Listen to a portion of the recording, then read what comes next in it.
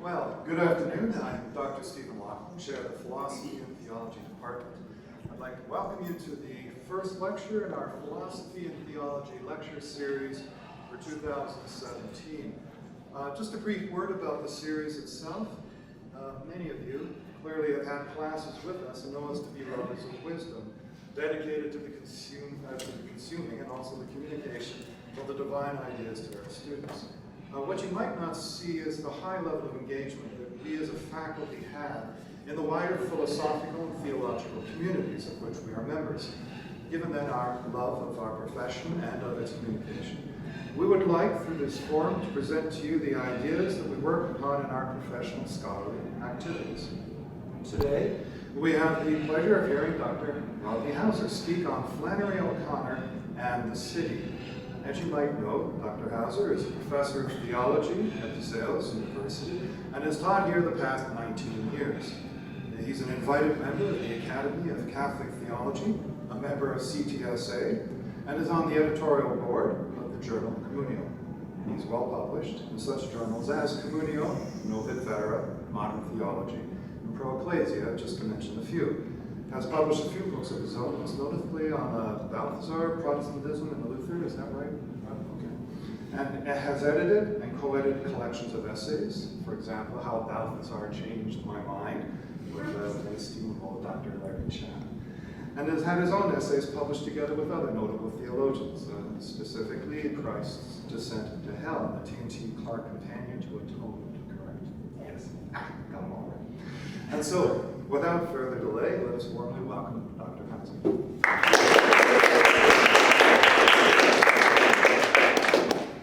Thank you, Dr. Laughlin. So, I wrote this paper for the journal Communio. I think it's in the most recent issue, actually. But I didn't want to come and just read the paper to you because that can get tedious, watching paint dry.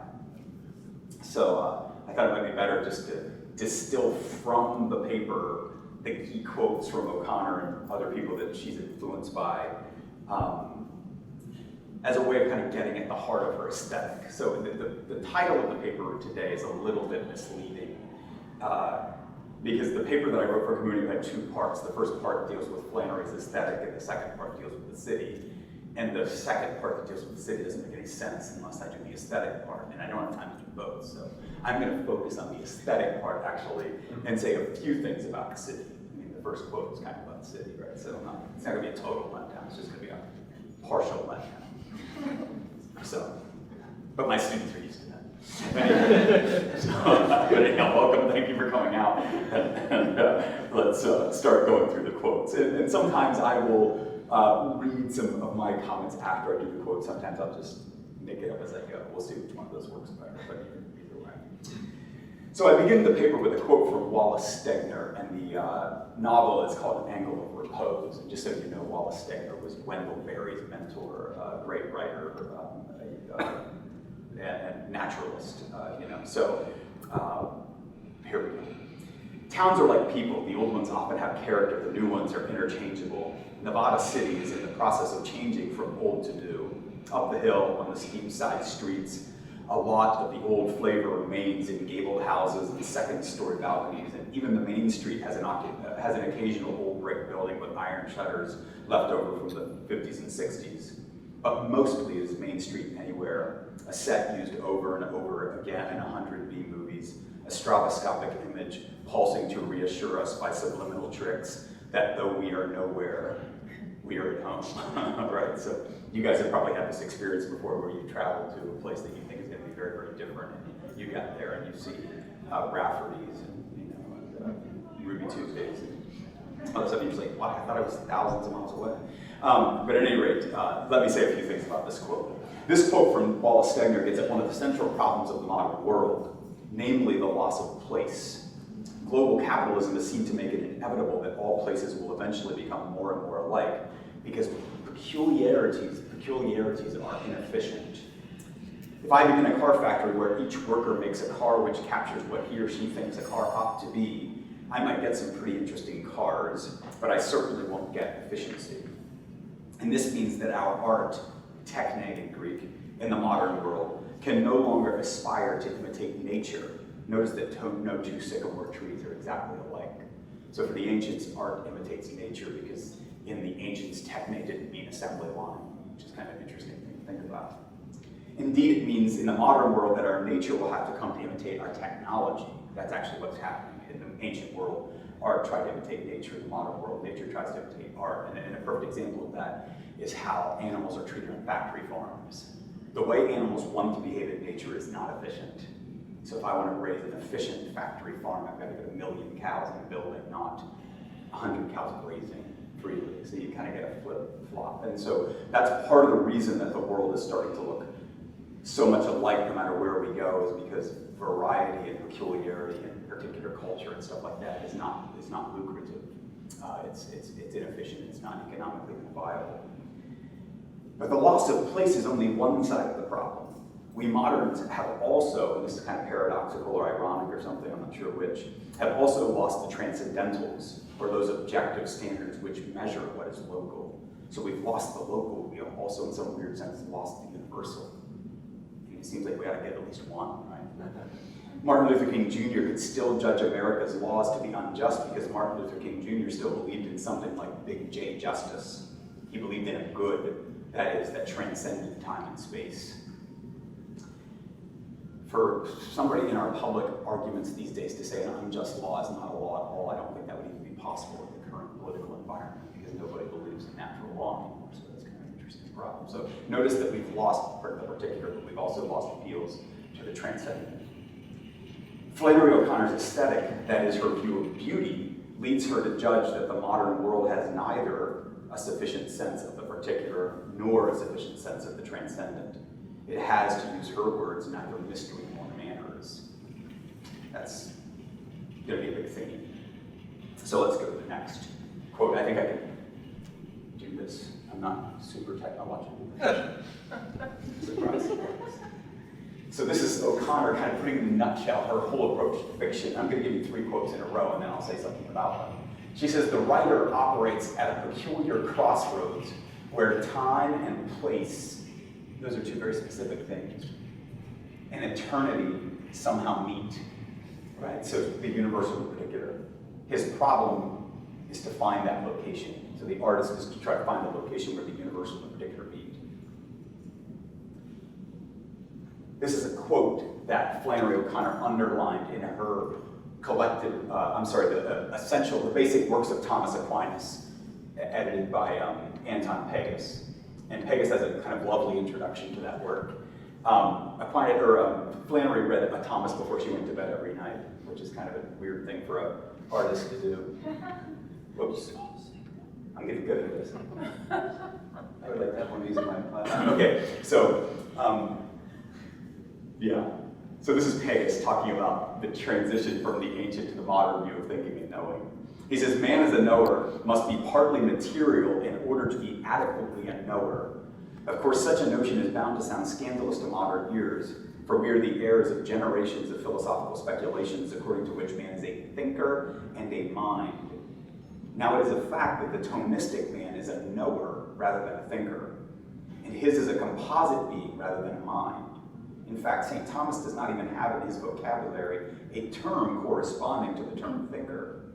You cannot translate such a term into Thomistic Latin. What we call the decline of medieval philosophy was really a transition from man as knower to man as a thinker, from man knowing the world of sensible things to man thinking abstract thoughts in separation from existence. What is thinking but deep existentialized knowing? And then a final quote, back to Flannery this time. If my talk stinks, we know at least the quotes will be good. The kind of vision the fiction writer needs to have or to develop in order to increase the meaning of his story. So this is Flannery talking about how you write a story. What kind of vision do you need to write a good story? Is called anagogical vision. And that is the kind of vision that is able to see different levels of reality in one image or situation. Although this was a method applied to biblical exegesis, it was an attitude toward all of creation and a way of reading nature which included the most possibilities. And I think it is this enlarged view of the natural or the human scene that the fiction writer has to cultivate if he is ever going to write stories that have any chance of becoming a permanent part of our literature. When you write a story, you have to write about something that you know very intimately, or it won't be effective. So it has to be that you have to know the place that you're writing about and the people that you're writing about. But if it's merely local, it will only be read by you and your parents, and then nobody else will ever read it, right? Which is kind of what happens with my books. But at any rate, she's saying we have to kind of get that thing where you say something that is believable about the particular, which is what the artist fixates on, but also something that within that particular says something that is universally relevant, so that we want to read it. Some comments. O'Connor's aesthetic. Okay, so let's look at these three quotes. The three quotes I just read. Each of them gets at a fateful separation that characterizes modernity. I just said earlier that we have paradoxically lost both the particular and the universal. And the reason for this, in O'Connor's view, is that we fail to see the particular as an expression and a gateway to the universal or transcendent. In order for the philosopher Descartes to find something that transcends time and place, he feels the need to turn inward and think timeless thoughts. What he sees when he looks outside of himself is mere res extensa, stuff extended in space, a bunch of mechanistic things with no interiority. That would go back to the factory farming. I can't know what a cow wants if cow has no interiority, right? So for Descartes, cows are machines. So it's okay to treat them as if they're an assembly line. But O'Connor wishes to remind us that the things we see around us are full of the mystery of their source. Her vision is like Plato's in the Timaeus. Let me just say a couple of things about that. In the Timaeus, the character, the Timaeus, tells a myth about how the world of matter and time came into being. And it's really beautiful when you read the little condensed myth that he tells. He says that the demiurge beheld the perfect or the eternal, and while beholding the eternal or the perfect, constructed matter in a way that he wanted to get as much of the eternal into the matter as he possibly could.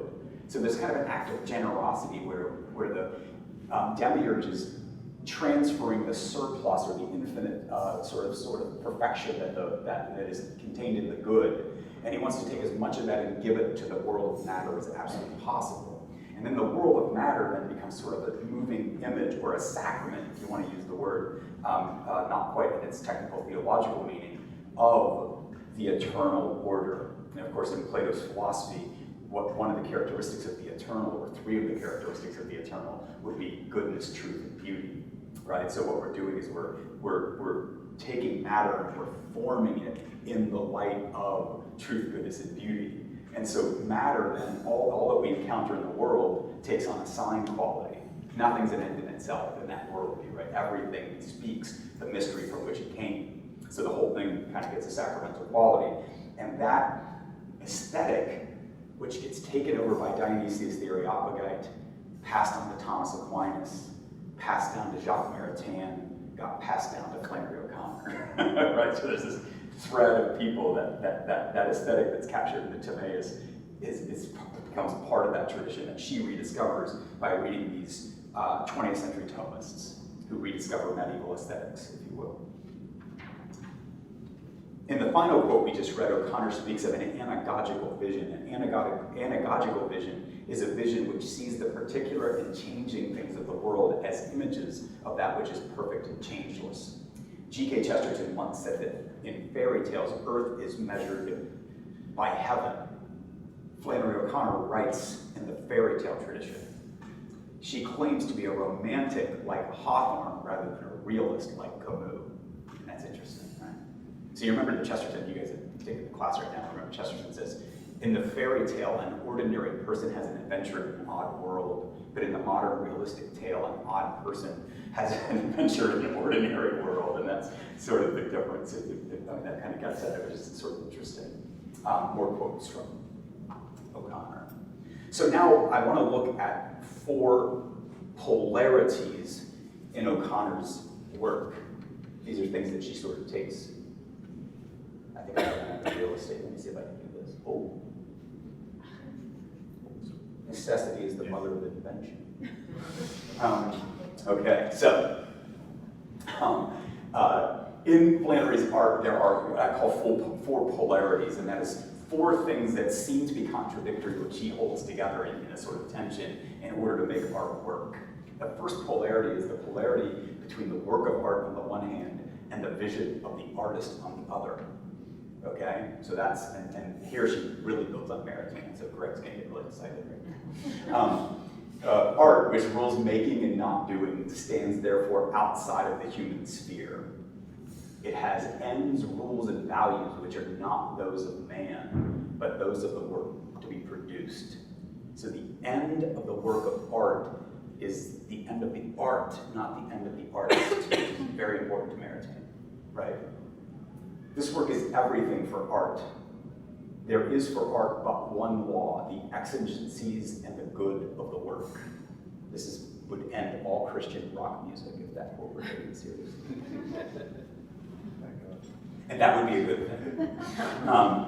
Okay, let me see if I can find the next page of this. Oh, got it. Wait, no, I don't.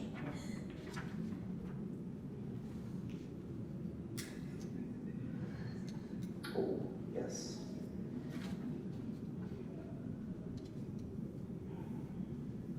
Again, I'm going to kind of read through the quotes and I'll make some comments about them. I'll really make comments about them as I'm reading them too, because I just talk a lot. Okay, so all I mean by art, she says, is writing something that is valuable in itself, that works in itself. The basis of art is truth, both in matter and in mode. Flannery O'Connor was asked one time by a person, how do you write a good Christian novel? And she said, you begin by writing a good novel, right? You don't want to begin by trying to write a Christian novel. You want to how do you write a novel? If I'm a shipbuilder and out of piety build a ship that looks like the Virgin Mary, but doesn't float, you see what has happened there. Like, I would be a bad ship maker. God would not be pleased with my ship because it didn't float. People died in the Virgin vessel.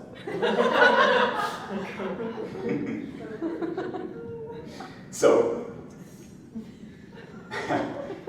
well, I'll say something about this. Yeah. I was going to have that analogy in my Communio paper, but I thought I'd better not. So I nixed that. Okay, so, but it made the talk. But if art is not, so now the other side is, so on the one hand, the artist, to be a good artist, has to pay attention with what the artist is supposed to be making. And there's an intimate connection in medieval aesthetics between ordinary making and artistic making. They don't radically separate making a horseshoe from painting a portrait the way we have in the modern world, kind of art for art's sake and all that stuff. But we can maybe talk about that question and answers if we have time. So those are about the art. These are about the artist now. This is the other side of the polarity. But if art is not human in the end that it pursues, remember, the end of the art is the art, not the human's end. But if it's not, if its end is not human in the end it pursues, it is human, essentially human in its mode of operating. It's a work of man that has to be made, and it must have on it the mark of man, animal rationale. So notice that there's this kind of interesting thing where the art has a certain end of its own. It's autonomous between the artist, but at the same time, because it's being made by a human being, it also has to be befitting the human being in some sense. It has to be true to the human being's nature. So there's a tension in some sense between the two, but O'Connor thinks they have to be held together. I mean, you can argue that Quentin Tarantino is really good at the first and not so good at the second. His art is extremely stimulating and beautiful, and it's well made, but what is the end of the human being that is, I mean, that can be a question. I'm not sure that he doesn't have them. I fear sometimes that he doesn't have them. So it becomes kind of like, almost like choreography of violence sort of thing, right? Where there's, you don't know what's moral, what isn't. And so as a human being, you feel a little bit weird in this world, even though it's beautiful in the terms of the production of it. And that's kind of interesting thing to think about. The good novelist not only finds a symbol for feeling, he finds a way of lodging it which tells the intelligent reader whether the feeling is adequate or inadequate, whether it is moral or immoral, whether it is good or evil. And his theology, even in its most remote reaches, will have a direct bearing on this. Again, this has to do with the artist's transcendent vision, which the artist can't help but bring to bear on what the artist makes. It doesn't mean that every boat has to have the shape of the Virgin Mary, but it does mean that every boat ought to be sailable, right? And making a good boat is going to reflect, even maybe remotely, the values of the person who made it. Am I just making this thing for money and profit, or maybe am I making it because it's going to work well, and it might even be beautiful to look at, right? It might fit the human person. I mean, one of the complaints that Marx makes about factory work is that factory work doesn't befit the dignity of the human person because it requires no creativity. A robot can do it. When you're doing a job that a robot can do, that's probably not going to be great for your psyche, right? And so this kind of can get at that tension, I think, in a sort of interesting way. I think I have some comments about this. Oh, maybe I can read this a little bit. When I put parentheses, that means it's not Flannery or anybody important, it's me. So art is neither moralistic nor amoral. If there is a moral, it must emerge from the characters in the story and not simply be imposed by the author from above. Morality is immanent in human characters. It doesn't need to be imposed by the author from above, that's the point. So you gotta let it emerge. And Dostoevsky's a genius at this, right? You never know quite who Dostoevsky's rooting for. You have to figure it out, through the characters. Let me see if I have anything to say about this. Yes, okay. So the work of art and the artist, O'Connor, okay, so the art, let's talk about the art for a second. O'Connor was influenced by a group of early 20th century thinkers that rediscovered medieval aesthetics. Thomas Aquinas said that art is reason in making. That's a direct quote, which is really good, I think, or reason applied to making. So it's reason in making something, that's what art is. Notice how that fits both a statue of David and a ship. Either way, reason is in making. This vision helped to guard O'Connor against two extremes. First, an inordinate focus on art for art's sake, as if art was really about expression of the artist. She would hate that. If somebody told her, this expresses me, she'd be like, gross. For O'Connor, art meant making something well. I don't want something that expresses your feelings if your feelings are creepy or invalid or not universal. I want to hear a good poem. I don't want to hear a poem that tells me how depressed you are. It may tell me how depressed, but it better be good. That's interesting. A good story wasn't first and foremost about expressing the feelings of its author or about preaching a particular moral. It was first and foremost about telling a good story. And a good story is a story that rings true. Its characters do what the characters it's depicting would do, given their situation in time and place. They do believable things given who they are and where they live. But they also do what human nature would do. They are particular people with particular quirks doing things that human beings can recognize as human things. When I read Dostoevsky's novels, I'm not 19th century Russian, but I can relate because I'm a human being, right? But the fact that it's set in 19th century Russia is absolutely crucial because there's something there that can be captured that couldn't be captured just in some sort of generic moral, right? And it's that sort of thing. The second part is the transcendent vision of the artist again. The last point gets at the second point, part of the polarity. The last thing I just read, there are particular people doing human things. O'Connor believed in a universal human nature that was ordered to a final end. As such, her characters, as idiosyncratic as they are struggling with human things that affect us all. The key to her art is her delicate balancing then of the peculiar people dealing in peculiar ways with universal human questions and problems. Notice again that we are keeping these two things together, that modern people either separate or turn into an either or. And I just have a note here. Richard Dawkins believes in one universal thing that explains everything, and therefore no difference matters. We're all just big configurations of selfish genes, right? Notice that, that's kind of interesting. And then the typical postmodern philosopher believes only in difference. But neither one believes in both at the same time, right? That's kind of tragic. Okay, next polarity. And I won't make any comments about these because I think they're self-explanatory. So the second polarity is the presence in the specific story of that which transcends time and place. And it's similar to the last one. They're all similar, by the way. When fiction is made according to its nature, it should reinforce our sense of the supernatural by grounding it in concrete, observable reality. The fiction writer presents mystery through manners. Manners are local, notice that. If you pick up pizza in Rome to eat it with your hands, people are going to look at you like you have two heads. Right, but if you do that in the United States, it's totally acceptable, right? But in Evo, when you get a pizza, they want you to cut it with a fork and a knife, right? And if you do that in the United States, people are like, why don't you pick that up and eat it? And it's kind of an interesting thing, right? So manners are local, but they're ways of capturing the universal through the particular. So the fiction writer presents mystery through manners, grace through nature, and when he finishes, there will always be left over that sense of mystery which cannot be accounted for by any human formula. There's always something unsaid. Church documents are that way too, especially the little creeds. I read some stories, and this is her getting at the other thing, so that's the importance of, they're holding the two things together. This is the importance of the particular. This is funny. This is Flannery being a bit grumpy. She can be that way.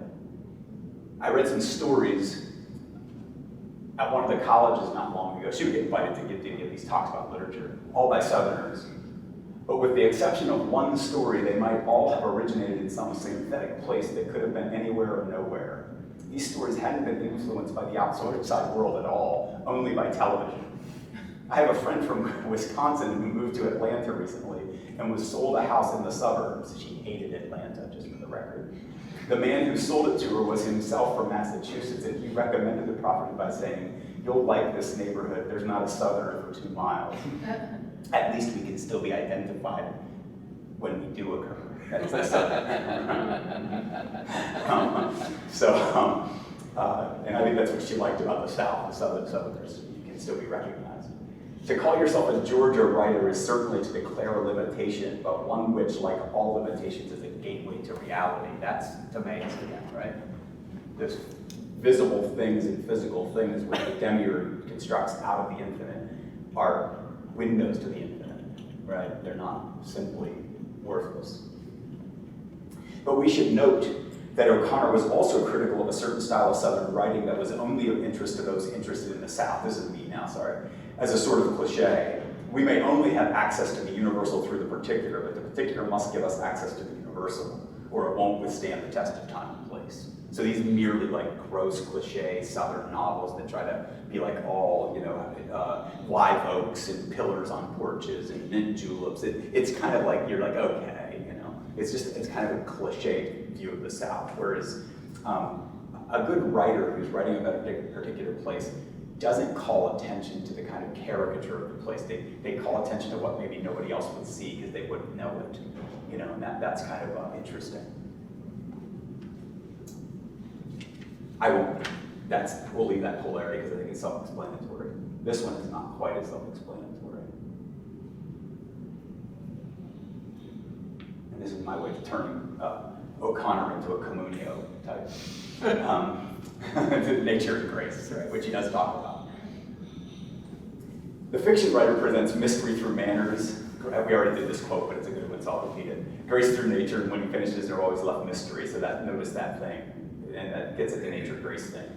What Flannery O'Connor hated from religious writers would attempt to impose some sort of supernatural teaching on a novel from the outside, or a supernatural moral from the outside on the thing. That's because she believed that nature came from God and therefore had within it something that you could unplug as an artist, which would point to the supernatural. So the supernatural ought to emerge naturally from the characters of the story, not be imposed on a story from outside. And you see this in bad Christian movies and bad Christian fiction. Like chastity movies, things like, those kind of things.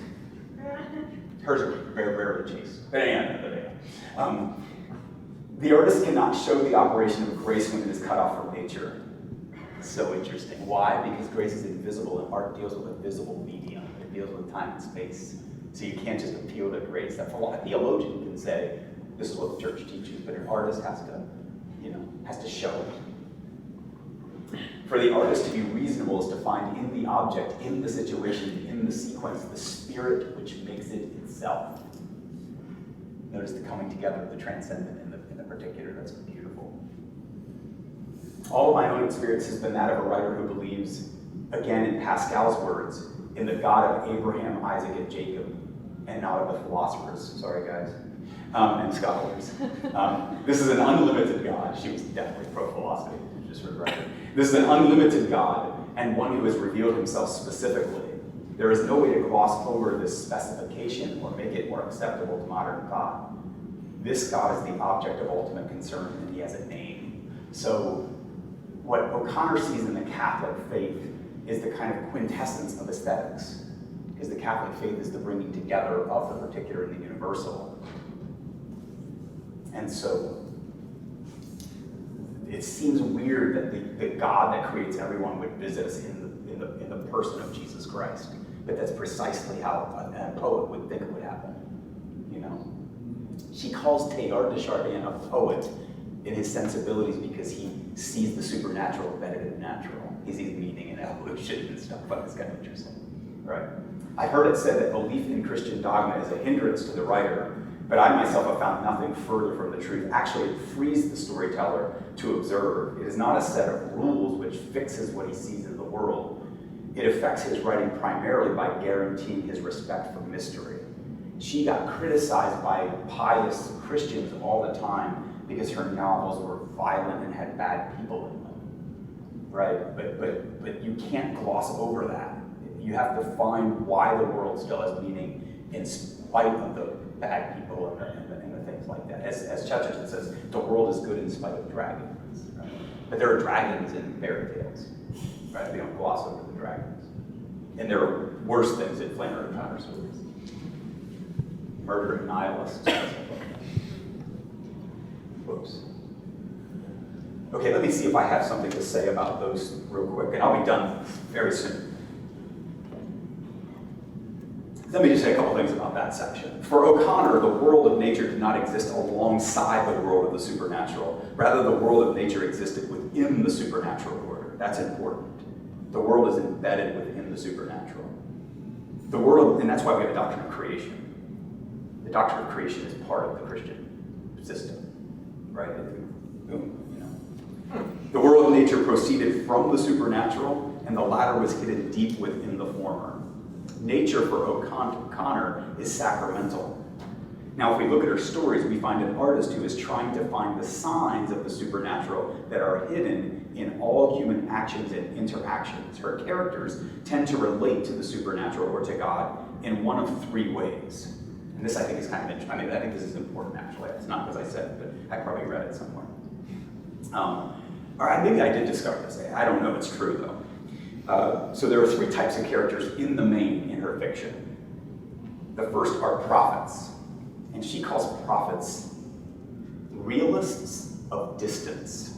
She said a prophet is a realist of distance. Now, what does that mean? A prophet is somebody who sees what is remote as if it's close up. So a prophet can look at a situation and tell that something urgent is at stake in this very mundane little seeming situation. Jeremiah is like, this is not going to save you from the Babylonians, the ark. We need more than the ark. Everybody else is like, blah, blah, blah, what's the big deal? And Jeremiah's hair's on fire. Because he sees that in their silly actions, they're going to end up losing the southern kingdom, right? And that's what, so a prophet sees in ordinary actions that really grave things. If you think about, this is a really good example of this. David, you remember sinned with Bathsheba, right? He saw this woman and he desired her and he had committed adultery with her and he had her husband killed. And because he was the king, that was the kind of thing kings do. That was ordinary kingly behavior. You just got what you wanted. And Nathan was a prophet, and Nathan came to David and told him a parable that was a similar sort of thing that David did. He said there was a man who had a whole bunch of sheep and had a lot of land, and he had a poor neighbor who had one sheep. And that man had that man put to death and stole his single sheep. And when David heard the story of this guy doing this, he said, bring that man to me, he must be put to death. And Nathan looked at David and said, you're the man. You're the hometown. That's what you just did. He's like, oh, right? So David didn't see it because he was too, but the prophet saw the gravity of his actions. They are the one who can see the mystery of God in all things, and the stakes for them are very, very high. They come across in the modern world as crazy because nothing for them is purely natural or purely secular, right? So all of her prophets are crazy, tar water in violent varied ways, just straight up nuts. So next are the Christ haunted. So we have the prophets, then we have the Christ haunted, and we're kind of going down. These folks believe in the supernatural, but don't want to see it mixing with the natural. They're Americans. They tend either to be hypocrites who mistake their southern manners for holiness, or who are content with the veneer of their goodness, or they are trying hard to shake the last vestiges of their faith. So they're either mannerly little southern ladies who are really, really bigoted and really nasty, but they think that their little veneer of southern manners is holiness, right?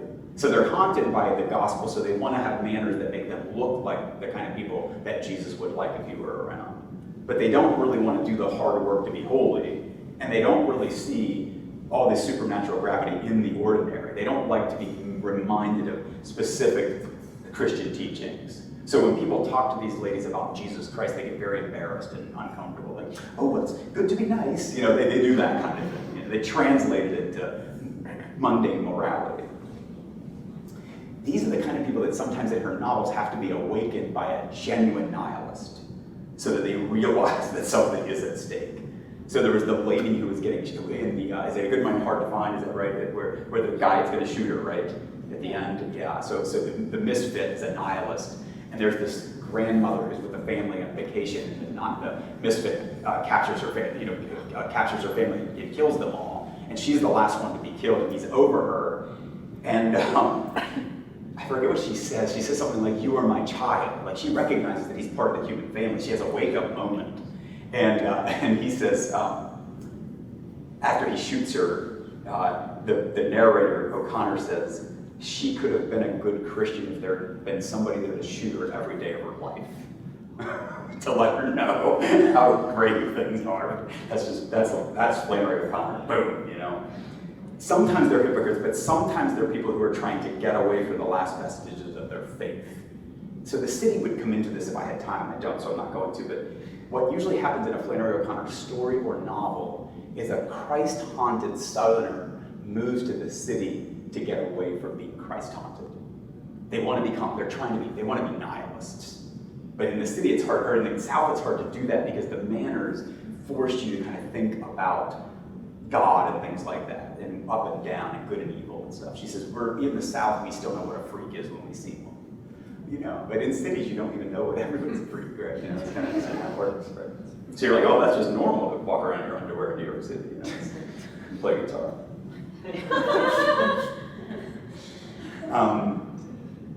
I'll leave it at that. The third type, so we have the first type of prophets, the second type are the Christ-haunted, the third type are the working hard to be nihilists. But because Flannery O'Connor believes that we all came from Christ and were ordered to Christ, even the nihilist has to work at being a nihilist. It doesn't come naturally, because there's ways in the natural world where there are vestiges of Christ keep rearing their ugly heads. And so I'm going to leave it at that, and then I'm just going to read these last three quotes, because these are three of the types of people.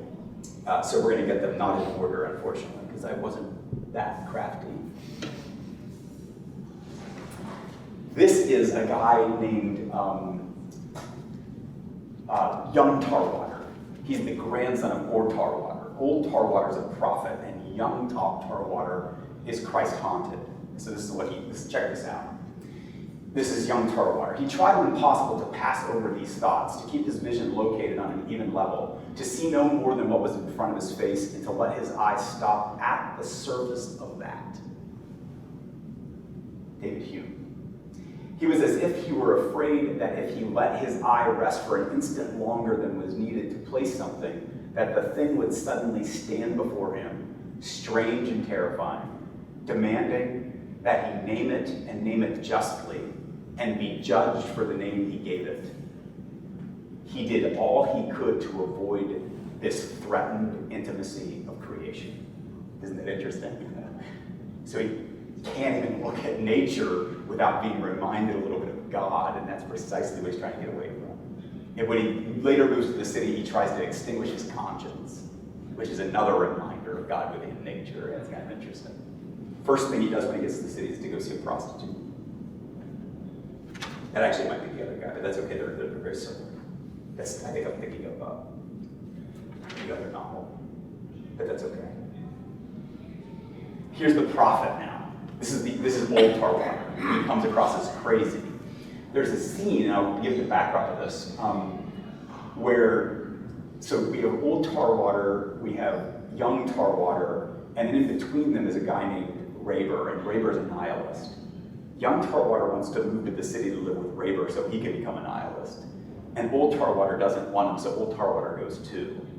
When he gets there, the Raber guy invites him and he's really hospitable, and old Tarwater's like, oh, he's being really nice to me, I don't know why. But it's because he wants to do a study of it and put it in a magazine. And at some point, old Tarwater figures it out and he goes ballistic. And so the kind of point here is, the nihilist Raber thinks that he can contain the entire mystery of the universe in his theories. Everybody in the novel is reduced to one of his theories of them. And old Tarwater's having none of it. So here it is. So the battle between the two. This is him now talking to young Tarwater after he rescued him and took him back to the farm. He said, where he wanted me, that is Raber, was inside that school teacher magazine. He thought once he got me in there, I'd be as good as inside his head and done for, and that would be that, and that would be the end of it. Well, that wasn't the end of it. Here I sit, and there you sit, in freedom, not inside anybody's head. Check this out. You were born into bondage and baptized into freedom, to the death of the Lord, and to the death of the Lord Jesus Christ. Right? So this is Tarwater's way of saying that modern reductionist reason can't contain the mystery of human freedom if it realizes it can't be contained, right? So it's a battle between the freedom of the Lord and this guy's, rationalism. He's like the maniac in Chesterton, by the way. And this is then Raber, who's the one who's trying to put it in the school teacher magazine. Really interestingly, in The Violent Buried Away, this is the novel I'm talking about here, Raber has a handicapped son. He's mentally and physically handicapped, so he's a grotesque, right? So that's O'Connor's, it's called the grotesque, if anything, that's kind of a aberration of nature that kind of reminds us that nature's kind of weird, that it's not perfect. And so in Raber's philosophy, because he was a nihilist, all Bishop was a mistake of nature, and therefore should have been eliminated. And one time later in the novel, he says, when we get more advanced in the future, we'll eliminate these children at birth. It's because they don't function, so why should we have them? He's very much an instrumentalist. But this is what he says. This is what kind of happens with him, though, because he's not a very good nihilist. He still has a little bit of Christ in him. His normal way of looking, or a little bit of conscience at least, his normal way of looking on Bishop was as an X signifying the general hideousness of fate. The little boy was part of a simple equation that required no further solution, except at the moments when, with little or no warning, he would feel himself overwhelmed by the horrifying love. He calls it the horrifying love. Anything he would look at too long to bring it on. Remember when the other guy wouldn't look at things too long. So that's that thing about looking. He was not afraid of love in general. He knew the value of it and how it could be used. The love that would overcome him was of a different order entirely. It was love without reason, love that appeared to exist only to be itself. It only began with Bishop. That was the handicapped son. It began with Bishop, and then like an avalanche covered everything his reason hated. That's her way of saying the world's good in spite of dragons. Because what the nihilist does is looks at the dragon and says, see, the world has no meaning, right? But he looked at Raber and he couldn't say that therefore the world had no meaning, right? And so that's kind of that challenge. I think I will leave it at that. Yeah, I think maybe we could do in question and answers or something. If you want me to say something about the city or something, I'd be glad to do that. But I think I'll leave it at that for now. But then we'll do question and answers. Is that cool? Absolutely.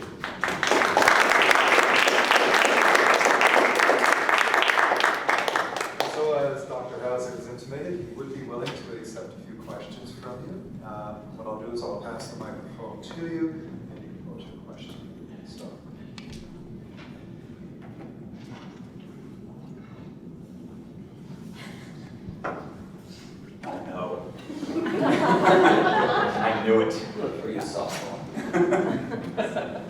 so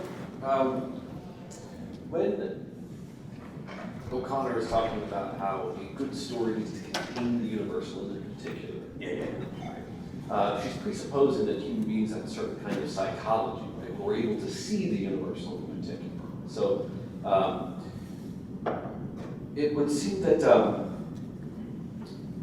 kind of stories that she's talking about do that very well. But there's other stories that we write for other kinds of people who don't have the capacity of abstraction or sort of, insight, being able to see into things, like children's stories. Right? So are children's stories just bad fiction for O'Connor, right? Because they tend to be so allegorical, right? Of the sort that, say, she and Tolkien and other Catholic writers hate. Are they good sort of training for seeing the abstractions in the story, and then we only sort of bump them up to better stories? I mean, if I read Dostoevsky to my 5-year-old, he'd cry.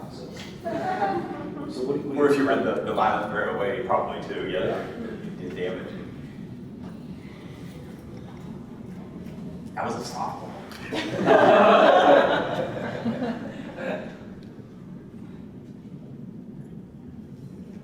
I think there's a sense in which, obviously, if I'm writing a story to a child, I've got to make the depths appear in kind of more obvious ways, right? Before the child develops the sophisticated aesthetic sense or something. You don't give a child good red wine when they're 4 or whatever. You say that to their 6.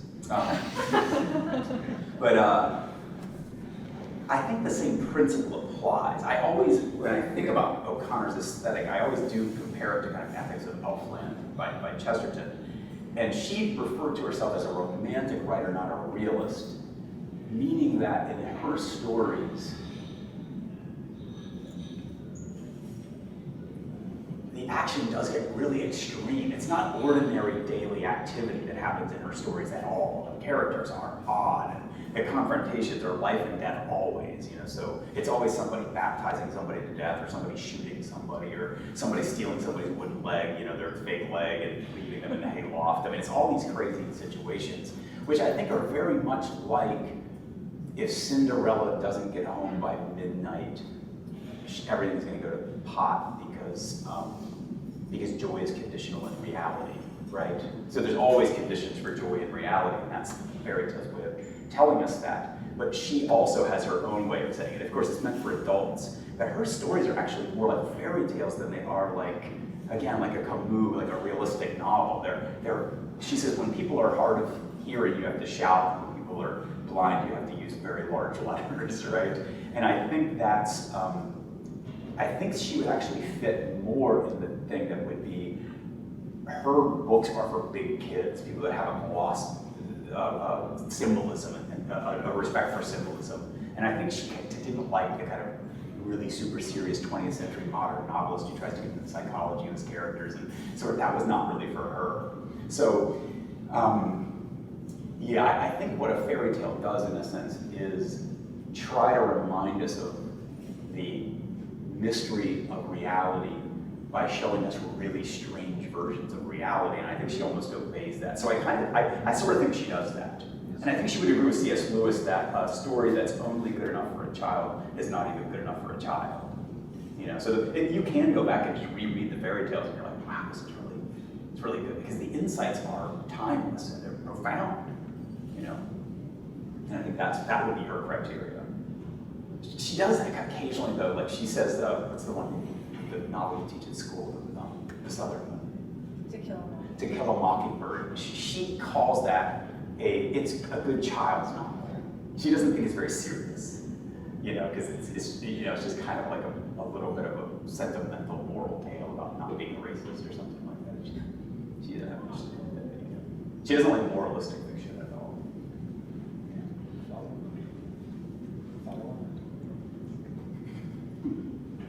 Oh, place. I just kind of wanted to bounce off Dr. Schultz. So do you think that Flannery O'Connor would dislike something like Dante's Divine Comedy, or anything that's like so overtly allegorical it is for adults? No, she didn't mind allegory the way, say, Tolkien did. I don't think. I'm not sure that she talks about that too much, but what she would say about something like the Divine Comedy is, and she does talk about it, she says that the ideal situation for a Catholic writer is to write Catholic fiction for a Catholic culture. And when you do that, you can actually assume that they have the same values that you have, and therefore you can hold up certain people as virtuous and other people as vicious in seemingly sort of obvious ways, and everybody kind of gets that, and then you can move to the next point. What she thinks has happened in the modern world is she thinks we've lost our ability to recognize virtue and vice. And so in her novels, she feels like she can't take that straightforward approach that Dante could. She's got to do this through the grotesque and through, things like that, which have a way of amplifying how ordinary characters really can be quite bad. And so I think part of what she would say there is that how you write a story in a particular time and place, you really have to pay attention to the historical situation. And I kind of like that. I think that's what the church did in the Second Vatican Council. They're saying, we can't continue to proceed as if we live in the Middle Ages and everybody's already culturally a Catholic. I mean culturally in the best sense. I don't mean culturally like, Philadelphia Catholicism or something like that. But we now have to presuppose that maybe the people in our pew are unevangelized or even a little bit nihilistic. And that means we have to be a little bit sneaky how we present doctrine to people. We can't just come straight at it with, just the doctrines of the church. And that's her fiction doesn't come straight at you with the doctrines of the church, that's for sure.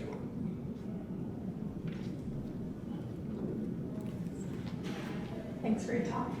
I'm just curious, did she ever get accused of was she ever accused of like elitism? And people say, okay, well, you're claiming that you're writing these cockamamie stories to awaken that, those ladies you were talking about who are obsessed with manners but are actually kind of nihilistic underneath. They're not engaging reality really on a profound level or seeing the intrinsic relationship between nature and grace or creation and supernatural. And I wonder if people might say to her, the only people that you are awaking who can actually see this with your wacky fiction are people that are already awake to these sorts of questions. Did she address that at all, or how might she respond to that? Any ideas? I think she would say that there are some people that, are going to have to get this in other ways, right? I mean, she was elitist in the sense that she believed that if you were going to write or make really great art, or really great music or anything, it was probably going to be lost on most people. And, I don't think she lost a lot of sleep over that. I mean, and in fact, she does seem to have a little bit of almost, she's kind of impatient, because you get these little groups of ladies that are Catholic church in such and such, Alabama. They would invite her to give a talk, and they would be like, aren't there so many mean people in your, that kind of stuff. And she would be like, and I think she would do her best, but she didn't suffer bulls very easily, and so I think you could probably accuse her of a kind of elitism. But at the same time, I mean, she would have absolutely had nothing but the deepest respect for a simple, plain Catholic praying the rosary before Mass. Like, she would have been like, that is holiness, and so that person's probably holier than I am, sort of thing. But, so she had to do it her way, but that doesn't mean there weren't other ways of doing it. Yeah. Well, thank you very much. That was really excellent. Thanks, Perfect. Really. I just had a quick question, which is one of the quotes you have that always puzzled me, and I'm not sure I could wrap my head around it, which is the discovery of the spirit, which makes a thing to be itself. That's one of your quotes up there. And this is marvelous, but I'd like to hear your take on that. Yeah, so, I mean, it seems to me there that you have a pretty powerful, almost explicit Christian doctrine of creation working, right? So, where her assumption is that we are all created in Christ Jesus. She's got things, I'm amazed when I read her how Christ-centered her aesthetics, everything is. She's not like doing natural, she just, Christ is just out there. And she doesn't see Christ as extrinsic to the natural order at all. She sees it as relevant to all things. So I think basically she has this kind of Thomistic doctrine of creation that God proves his transcendence precisely in his willingness to let other sorts of things exist as they are without being God. Right? So I was just talking about doctrine of creation in my intro class yesterday, and I'm like, God creates the world, and at the end of it, he looks at the whole thing and says, this is very good, and it's not God. You know what I mean? I mean, it's creature. He's uncreated, and it's created. That's as big a difference as you're going to get, right? And he still thinks it's very good. So she has this kind of notion, and I think that's also she means by the threatened intimacy of creation, this respect that God has for the muleness of the mule and the cowness of the cow, and all, and not kind of corrupt. You know, it's not like he's jealous of them being other than him, but at the same time, they live and move and have their being in him. So it's that weird blend of like transcendence and immanence that I think that's Thomas's genius, and she's a Thomist. You know, so I think that's what she's getting at there. Yeah. Another question about thinking about the relationship between the universal and in particular in relation to place. You talk about how for O'Connor, every story needs to take place in a particular place in order to get the sort of universal significance clear.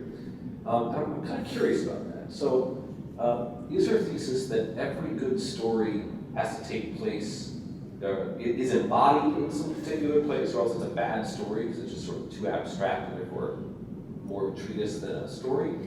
Or is that every story has to be confined to some particular embodiment or other, but might be transferable? So I'm thinking of things like, Baz Luhrmann making Romeo and Juliet at Miami Beach. Or Kenneth Branagh studying As You Like It in Japan. Okay? Yeah. And there's a sense in which I think they play fairly well. Right? But that would show that the story is not confined to a particular place, but just to some place. So it's kind of like when you're thinking of use an analogy in music. Right? When we play Beethoven, do we have to do it only on original instruments, or is, say, the fifth transferable to some other sort of instrumentation and so on? Yeah, larger orchestra, better piano, right? And all that. Yeah. So that I think she would deal with by talking about the fact that there is also a transcendent element. So it wouldn't be that. I mean, I guess she would almost probably say if a story could only be told in Georgia, then it probably isn't a very good, probably isn't a very good story. Now, obviously, also to kind of do the particular side of things, anytime those guys do that, so Kurosawa, Ron is it Hamlet or is it Macbeth? That's King Lear. Oh, it's King Lear, sorry, yeah, neither, there you go, King Lear, yeah. It does take on a different flavor. I mean, it's not simply King Lear anymore. I mean, it's Kurosawa translating King Lear into Japanese culture, and all that stuff. And it has still some of the universal message, but it gets a different coloration. And I think what she's saying is, for an artist, it's kind of dangerous to start with some lofty idea and then say, oh, let's just plant this down anywhere. She wants to say, how is this lofty idea worked out in this particular culture? She's really talking about cultures more than she's talking about places, even in a sense.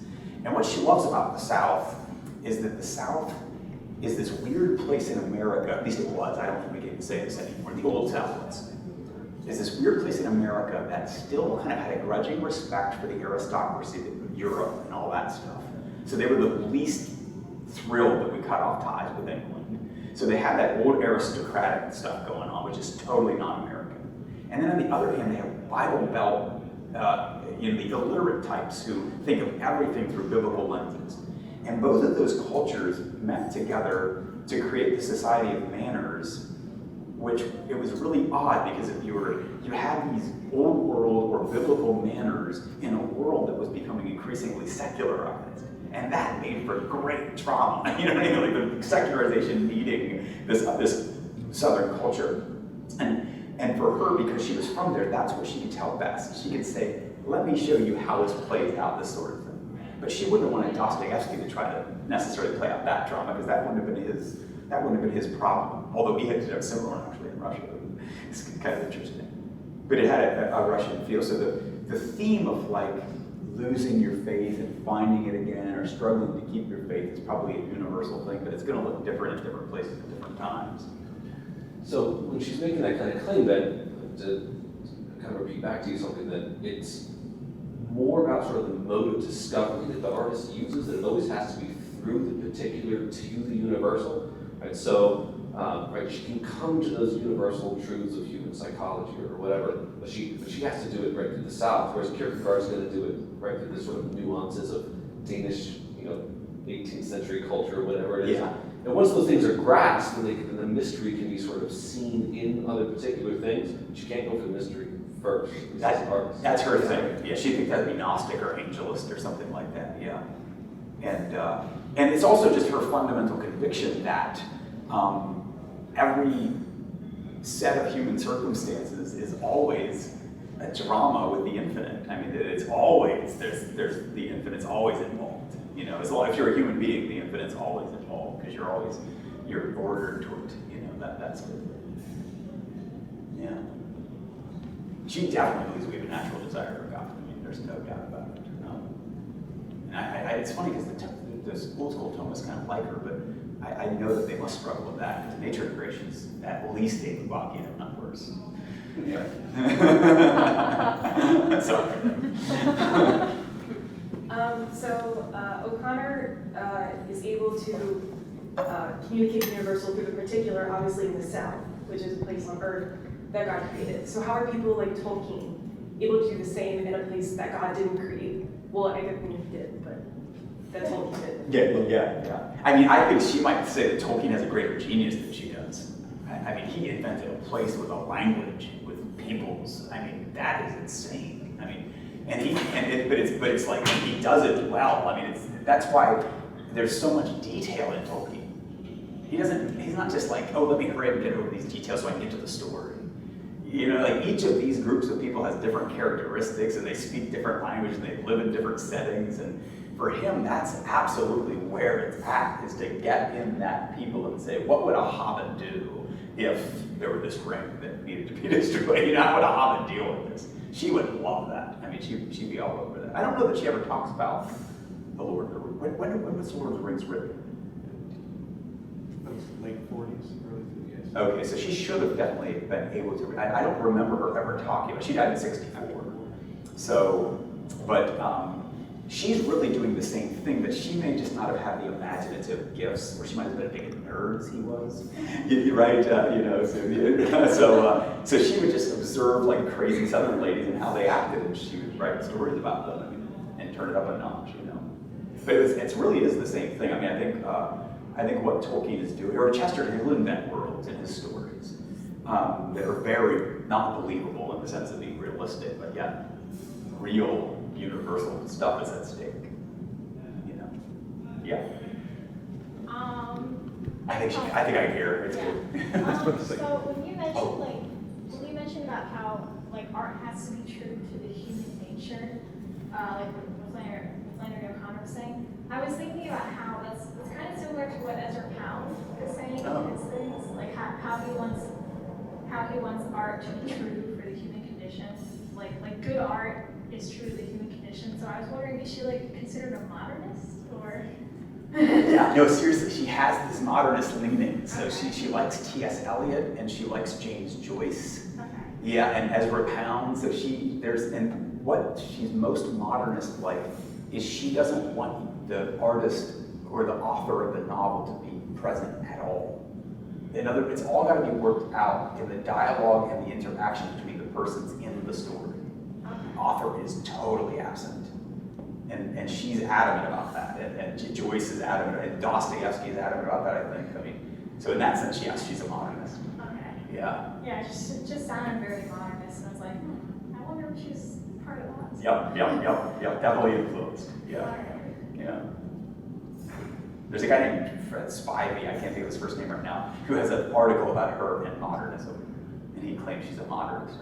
And he used to go to her house and talk to her, so he would know stuff. perhaps in the few minutes that we have left here, maybe you could say something here about this aesthetic theory as it would apply to the city, specifically since she does seem to have very definite views as to what would constitute good art. I imagine she might also have views as to what would constitute a good city. Yeah. Could you maybe say a few things on that? Yeah, so what I think would concern her about Atlanta is precisely that Atlanta is a city that was formed around, it's an artificial construct to enhance business, commerce and all that stuff. It's not really, doesn't emerge from a culture, and it's irrelevant what culture you grew up in. You can live in Atlanta and feel like you're in Chicago or New York or Dallas or kind of whatever. Dallas would be a better example probably. She would hate Dallas almost as much as she hated Atlanta, because you don't know you're in Texas when you're in Dallas. You do when you're in Fort Worth. Fort Worth feels like Texas, but Dallas is like Chicago moved, a few hundred miles south or kind of whatever. So, what would be the problem there is an attempt to create a place where people feel comfortable or whatever, but without the particular customs and manners that help people to live together. Right, so I think what tends to happen in those great big cities is people get very isolated because they don't know how to interact. Whereas if you go to a city like Savannah, even now, there's a way that people are with each other in Savannah that's just kind of like, they just know how to be with each other. And they all dress alike a little bit, and they all have the same manners, and they all, et cetera, et cetera. And if you're not from there, you do feel a little bit like an outsider. Or you experience the same time in Rome at first, like the way that when you leave a store, you say goodbye, right? I mean, that's a manner that hasn't been lost in Rome. But there are no manners in Atlanta because everybody from Atlanta is from all over the world. So they don't share a common culture. And so they don't have a common set of expectations of people.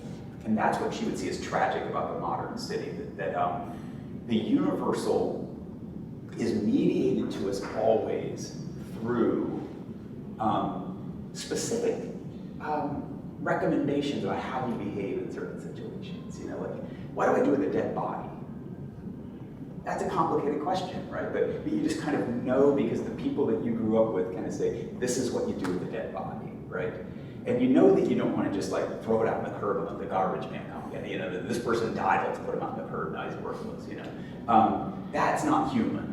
But different civilizations at different times have said, we do this with it. In India, you burn it, and here we put it in a funeral home and people come see it, whatever. But at any rate, there is an attempt to honor the body of the person that used to inhabit that body, so to speak, or whatever. And that is mediated to us always through manners.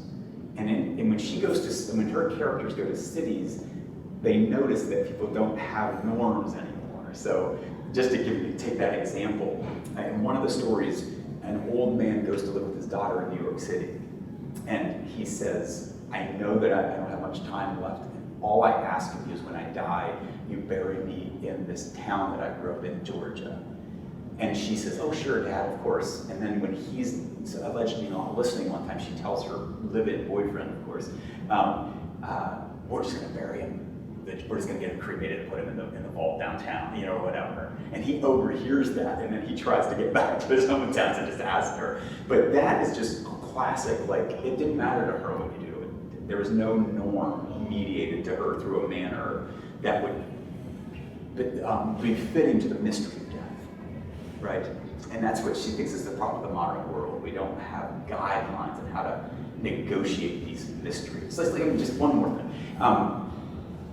Up until relatively recently, when you went to a dance, there were expectations that were prescribed if you were a guy and if you were a girl. And so when a guy and a girl got to a dance, they knew what to do. And therefore, guess what? They danced. You know what I mean? So now what tends to happen is one of two things, because we don't want to prescribe things, because that would be limiting people's freedom, So now what happens is either all the girls dance and the guys stand around the room acting like idiots, or the dancing turns to not dancing, but other things, that you ought not be doing on the dance floor. Because those are kind of two options. We're either going to stay away from each other, or we're going to basically copulate the floor or whatever. Right? So actually, can I say copulate? Okay, whatever. And that's because that hasn't been, the modern world thinks that we don't have to mediate. This is a mystery. How does a young man deal with a young woman? That's a mystery.